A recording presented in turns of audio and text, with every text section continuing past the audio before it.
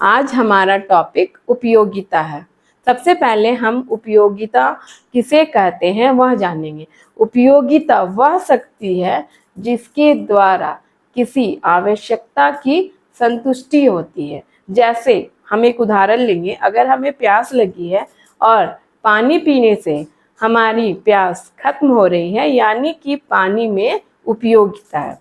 उपयोगिता की अवधारणा, उपयोगिता दो प्रकार की है। अवधारणा इसकी दो है। पहली कुल उपयोगिता, यानी कि इसको हम लोग इंग्लिश में कुल को टोटल बोलते हैं, और उपयोगिता यानी यूटिलिटी, उसको यू बोलते हैं। तो कुल उपयोगिता को शॉर्ट में हम लोग क्या बोलेंगे? टीयू।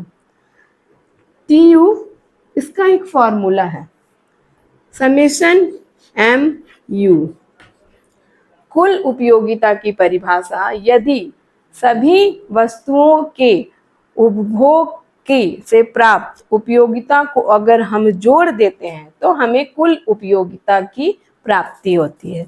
दूसरा है सीमांत उपयोगिता। सीमांत उपयोगिता, सीमांत को हम अंग्रेजी में मार्जिनल बोलते हैं और उपयोगिता को यूटिलिटी बोलते हैं। सीमांत उपयोगिता की परिभाषा है, प्रत्येक अतिरिक्त इकाई के उपभोग करने से जो उपयोगिता में परिवर्तन आता है उसे ही हम सीमांत उपयोगिता कहते हैं। सीमांत उपयोगिता का भी फॉर्मूला है, ये देख लीजिए, इसका दो फॉर्मूला है। पहले हम यहाँ पर MU लिखेंगे, MU यानी कि मार्जिनल यूटिलिटी सीमांत उपयोगिता। इसका दो फॉर्मूला है। पहला है TU total utility N minus TU N minus 1, और दूसरा फॉर्मूला है MU is equals to delta TU by delta Q। अब हम इन दोनों फॉर्मूला की सहायता से, TU और MU के फॉर्मूला की सहायता से और सारणी की मदद से, उसके बाद हम एक रेखा चित्र बनाएंगे। उस रेखा चित्र की सहायता से हम TU और MU के मध्य क्या संबंध है वह जानेंगे। हम तालिका की सहायता से सीमांत उपयोगिता और कुल उपयोगिता के संबंध को समझेंगे, लेकिन सबसे पहले हम यह समझेंगे कि हम किस प्रकार, अगर हमारे पास कुल उपयोगिता है तो हम सीमांत उपयोगिता उससे निकाल पाएंगे। फॉर्मूला मैंने पहले ही बताया कि दो फॉर्मूला है, एक MU is equals to TU N minus 1 और दूसरा है delta TU by delta Q। एक चीज यहाँ पर ध्यान रखिएगा एक बात, कि कुल उपयोगिता जैसे जैसे वस्तु के उपभोग में उत्तरोत्तर वृद्धि होती जाती है, कुल उपयोगिता में देखिएगा पहले वृद्धि होती है अपने या मैक्सिमम पॉइंट पर पहुंचता है, उसके बाद इसमें कमी आने लगती है। अब इसकी सहायता से हम पहले TU की सहायता, TU कुल उपयोगिता यानी TU, और यहाँ पर सीमांत उपयोगिता यानी कि MU। TU अगर हमारे पास है तो हम MU कैसे निकालेंगे इसे देखते हैं। सबसे पहले देखिए 40 है, 40 इससे पहले तो कुछ भी नहीं है, तो हम 40 माइनस 40 इज इक्वल्स टू 40 करते हैं। यह इसका दो फॉर्मूला है, देखिएगा पहले देख लेते हैं 40। अब देखिए सेकंड में 70 माइनस 40 कितना होगा? 30। 90 माइनस 70 कितना होगा? 20।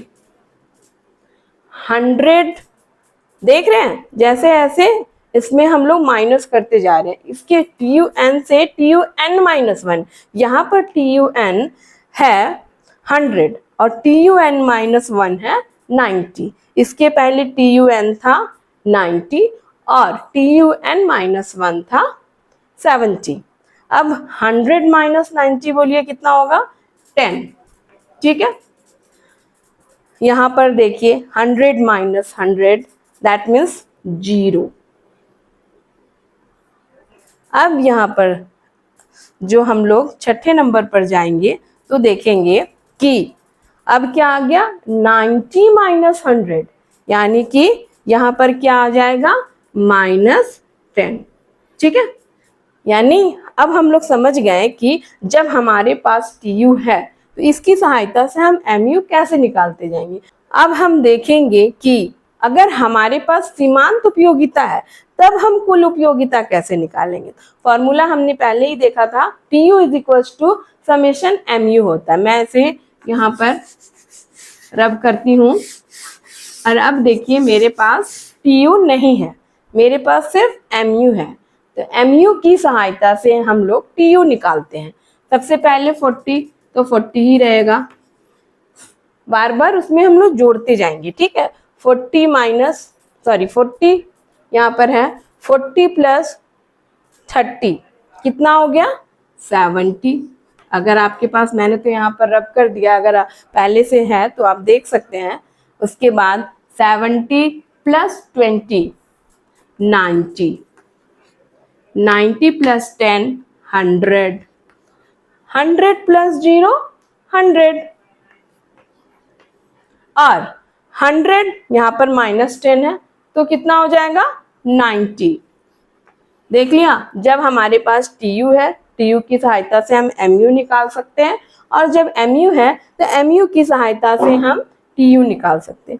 यहाँ पर अब आप लोग देखिएगा कि जैसे जैसे वस्तु के उपभोग में वृद्धि हो रही है, MU सबसे पहले वस्तु का जो हम उपभोग कर रहे हैं उसमें MU सबसे ज्यादा होता है, और जैसे यह घटता है, घटते घटते शून्य पर पहुंचता है, उसके बाद यह माइनस हो जाता है। ठीक है, अब दोनों के संबंध को समझेंगे हम। तो अब हम कुल उपयोगिता और सीमांत उपयोगिता के मध्य के संबंध को चित्र के माध्यम से समझेंगे। सबसे पहले हमें TU बनाना होगा, यानी कि कुल उपयोगिता बनाना होगा। यहाँ पर देखिए, जब मात्रा 1 है उसके लिए यहाँ पर देखिए सबसे पहले x एक्सिस पर हमें मात्रा लिखना होगा, और OI एक्सिस में हमें TU, चूंकि हम TU और MU के बारे में पढ़ रहे हैं तो शॉर्ट में हमने लिख दिया है TU और /MU। अब हम अपना डायग्राम बनाना शुरू करते हैं। सबसे पहले जब मात्रा 1 है उस वक्त TU 40 है। मात्रा देखिए यहाँ पर 1 मैंने लिखा हुआ है, यहाँ से हम ऊपर की ओर बढ़ेंगे और इसे आप स्केल की सहायता से करेंगे, डॉट देंगे। उसके बाद ताकि वो डॉट जो है वो सीधा पड़े। दूसरा में जब वस्तु की मात्रा 2 है उस वक्त कुल उपयोगिता 70 है। यहाँ मैं ऐसे बढ़ रही हूँ, 70 तक जाऊंगी और यहाँ पर एक बिंदु डालूंगी। जब मात्रा 3 है उस वक्त 90 है। यहाँ से 3 से ऊपर की ओर बढ़ेंगे, कहाँ पर जाकर रुकेंगे, जहाँ पर 90 है, 90 के जस्ट सामने। जब मात्रा 4 है उस वक्त मात्रा 100 है। यहाँ फिर हम ऊपर की ओर बढ़ेंगे, बढ़ते बढ़ते हम कहाँ तक जाएंगे, 100 तक जाएंगे। 5 में भी मात्रा TU जो है वह 100 है। यहाँ से ऊपर की ओर बढ़ेंगे और यहाँ पर हम डॉट देंगे, ये डॉट यहाँ पर आएगा। लास्ट में जब मात्रा 6 है उस वक्त TU 90 है, 6 और 90। यहाँ से ऊपर जाएंगे, जाते तो स्केल की सहायता से हम ये ऊपर की ओर जाएंगे, तब हमारा वो ज़्यादा अच्छे से बनेगा। ठीक है, ये देखिए कितने सारे डॉट हैं, टोटल 6 है। एक और 40 के लिए, दूसरा 2 और 70, तीसरा 3 और 90, चौथा 4 और 100, पांचवा 4 और 100, छठा 90 पर जाएंगे। यहाँ से अब हम एक सब सारे को मिलाकर फ्री हैंड से एक हम डायग्राम बनाएंगे, सारे डॉट को मिलाकर। देखिए ये बढ़ रहा है, बढ़ते बढ़ते ये अपने मैक्सिमम लेवल पर गया, मैक्सिमम लेवल पर कांस्टेंट रहा थोड़ी देर, उसके बाद यह घटना शुरू हुआ। इस वक्र का नाम क्या देंगे हम, TU। इस यहाँ पर मैंने TU लिख दिया। अब हम MU खींचेंगे। MU देख रहे हैं 40, 30, 20, 10, 0 और -10 है। -10 कहाँ पर रहेगा? जैसा कि हम लोग जानते हैं यहाँ इस तरफ और इस तरफ पॉजिटिव होता है, और यहाँ नीचे हम -10, जितना यहाँ पर अंतर है उतना ही स्केल की सहायता से हम यहाँ पर लेंगे अंतर, और यहाँ पर -10 लिखेंगे हम लोग। अब इसको खींचते हैं हम लोग। जब मात्रा 1 है उस वक्त यह भी 40 है, यानी दोनों का स्टार्टिंग पॉइंट 40 है। यहीं से TU भी शुरू हुआ और यहीं से MU भी शुरू होगा। उसके बाद जब 2 है इकाई मात्रा उस वक्त यह 30 है। यहाँ पर एक बिंदु देंगे, देख लीजिए 30 के जस्ट सामने, और 2 से ऊपर की ओर उठेंगे। तीसरा, जब मात्रा 3 है उस वक्त MU 20 है। यहाँ से ऊपर की ओर बढ़ेंगे और बढ़कर जस्ट 20 के सामने हम लोग एक डॉट देंगे। फिर मात्रा 4 है उस वक्त 10 है, 10 की जस्ट सामने यहाँ से यहाँ बढ़ेंगे। जब मात्रा 5 है उस वक्त 0 है, तो 0 के लिए हम इसी लाइन पे जहाँ पर हमने 5 लिखा है, 5 का ये किया, वहीं पर एक डार्क कलर करेंगे, बिंदु देंगे। और लास्ट जब 6 है उस वक्त -10 है, इसलिए यहाँ देखिए -10 के सामने से हम यहाँ से बढ़ेंगे और 6 के नीचे -10 और 6 वहाँ पर हम एक डॉट या बिंदु देंगे। अब यहाँ पर भी हम सारे डॉट को मिलाएंगे स्केल की सहायता से। जब हम ये बनाएंगे, मिलाएंगे, तब देखेंगे कि यह बिल्कुल स्ट्रेट लाइन रहेगी। ठीक है, पर यह मैंने लाइन खींच दिया है, यह MU को दिखा रहा है।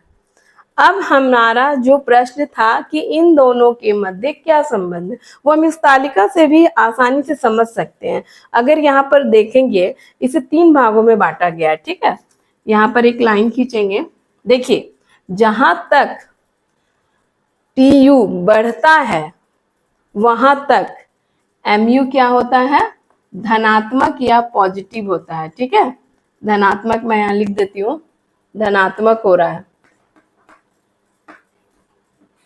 उसके बाद जब TU अपने मैक्सिमम पॉइंट पर है उस वक्त MU क्या है? 0, 0।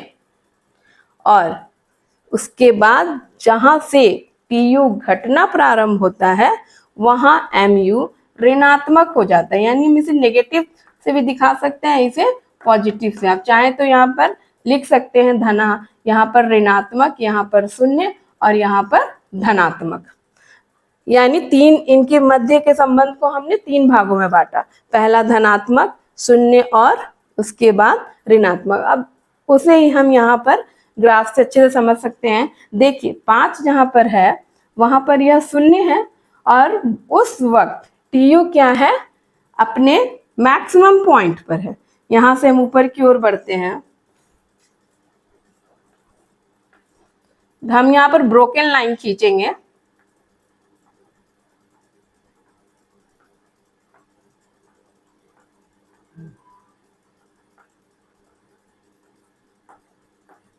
देखिए, यह हो गया। तो इसे आप अपनी उत्तर पुस्तिका में लिख लीजिएगा कि इसके मध्य का संबंध। ऐसा प्रश्न आता है ऑब्जेक्टिव में भी कि जब TU बढ़ता है उस वक्त MU क्या रहती है? MU उस वक्त पॉजिटिव या धनात्मक रहती है। TU दूसरा संबंध है, जब TU मैक्सिमम रहता है, कुल उपयोगिता मैक्सिमम रहता है, उस वक्त MU क्या हो जाता है? 0 हो जाता है। यह करीब करीब हर साल पूछा जाता है। और जब TU घटता है, देख लीजिए यहाँ पर घट रहा है, उस वक्त MU क्या हो जाता है? ऋणात्मक यानी कि नेगेटिव। 3 संबंध है, जब यह बढ़ रहा है या धनात्मक है, जब यह अपने मैक्सिमम पॉइंट पर है 0, और जब घटना प्रारंभ हो रहा है तो तब उस वक्त वह अपने नेगेटिव में रहता है। यह इनके मध्य का 3 संबंध है। इसको पॉइंट वाइज लिखिएगा तीनों संबंध को। सबसे पहले टेबल बनाकर डायग्राम बनाइएगा, उसके बाद इसके बारे में 3 पॉइंट में इसका संबंध हो जाएगा। अब हमारा टॉपिक है ह्रासमान सीमांत उपयोगिता का नियम, जिसे अंग्रेजी में law of diminishing marginal utility कहते हैं। इसे गोसेन का प्रथम नियम भी कहते हैं। इस नियम के अनुसार ज्यों-ज्यों वस्तु के उपभोग में वृद्धि होती जाती है, उससे प्राप्त होने वाली उपयोगिता में कमी होती है और ह्रास होता है, और यह घटते घटते ऋणात्मक तक पहुंच जाता है। इसे ही हम क्या बोलते हैं? ह्रासमान सीमांत उपयोगिता का नियम।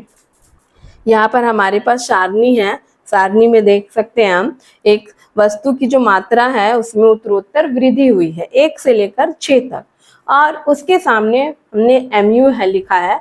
MU में देख रहे हैं कि सबसे पहली वस्तु जो हम उपभोग कर रहे हैं उससे प्राप्त होने वाली उपयोगिता सबसे ज्यादा होती है। वो आप अपने जीवन में भी महसूस करेंगे।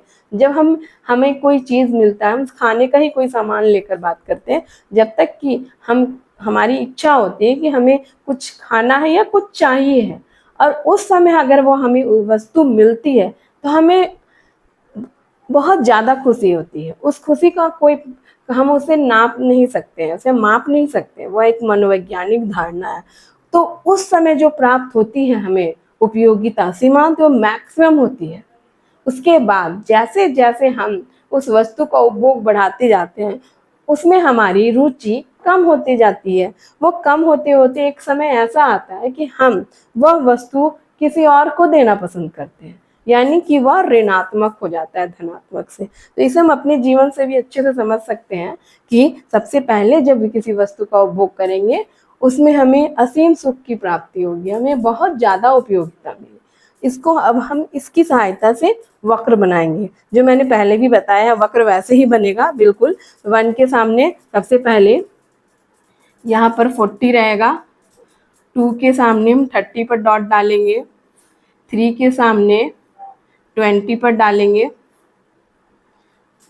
4 के सामने 10, 5 0 और 6 -10।